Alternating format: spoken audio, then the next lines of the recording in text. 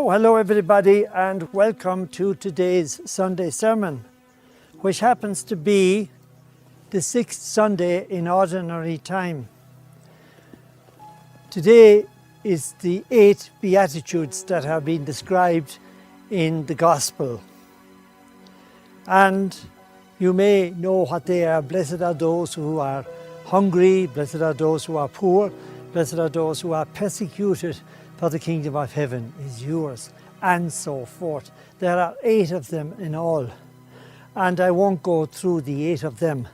But we are tempted to ask the question, is Jesus exonerating or making great that it's great to be poor, it's great to be persecuted, it's great to be hungry? No. What Jesus is saying is that those who are going through those emotions and those situations are more likely to find out that their greatest dependence is on God the Creator, His Father in heaven. And in that way, like He did, they submit and do the Lord's will and find eternal happiness. In our world we have 2 ways we can live, we can say that. We can seek after the pleasures and the materials and the riches of the world. And even if we haven't got them, we can be saying, oh, I wish I had that, I wish I had a bigger car, etc., etc. This, we know deep down, doesn't bring us long-lasting happiness. It may bring us happiness and an easy way of living for the time being. But at the end of the day, eternity is waiting.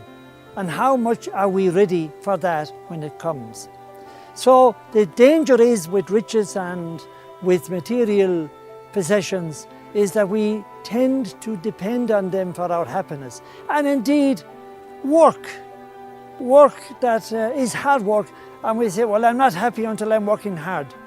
And that's okay, but why are we doing it? Are we doing it to serve God and our fellow human beings?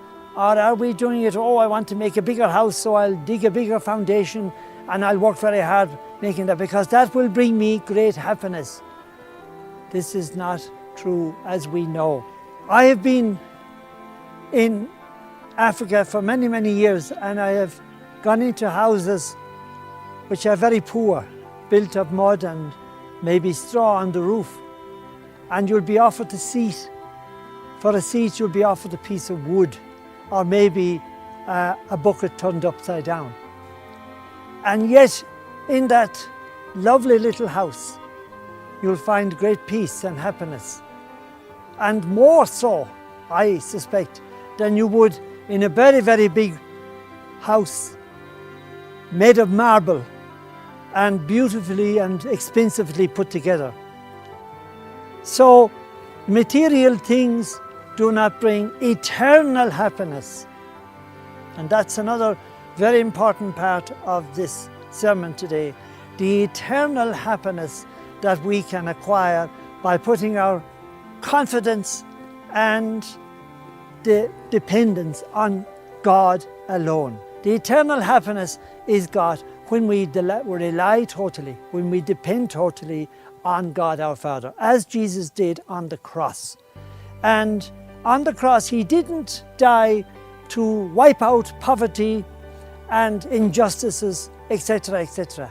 He died on the cross to help us and show us a way, one of the reasons to show us a way to live our lives, to put our trust totally in His Father in heaven, as He did. And He was tempted not to, as we know. Why have you forsaken me? He said to His Father, but let thy will be done. And Jesus came to show us that He's with us. That's why we receive communion. It's the real presence, and it's in the present that we find God and Jesus. Right now, here I am. The presence of God is everywhere. The world is charged with the grandeur of God. You can say today, well, I am not suffering. I'm living a fairly comfortable life. What does all this gospel and the Beatitudes mean to me? Am I saying to Jesus, what can you do for me?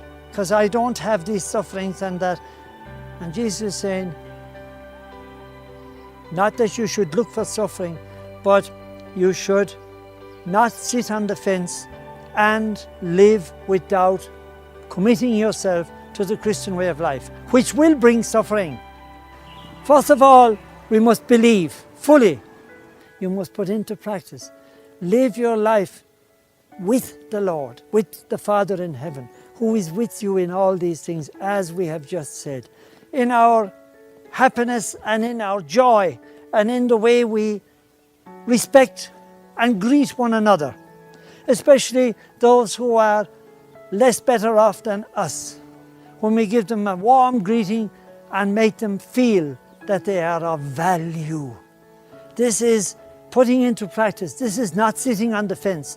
This is being what Jesus wants. And in doing so, it's against your nature, maybe it's against my nature to have to go out of my way to be good, to be kind, to help others, to give out dinners to the poor, the homeless, and to pray for them, all that. All this is dying to ourselves and loving God and our fellow human beings at the same time. We are examples to the world, and people want what we have if we're doing the right thing. Did you ever notice somebody in your life or in your community and you say, gosh, that person has something that I haven't got? You know, that's the way we should be, is like that person. So we're showing the world that we are happy, that we are convinced, and that we know that to depend on God brings us eternal happiness. So this is what the Lord is saying to us today. I pray that you may find happiness and joy and peace in serving the Lord, not sitting on the fence, but being there active. The Beatitudes are very much alive today as they were then. And God is with us, and we live our life eternally. May God bless you. Have a lovely day and a wonderful week ahead.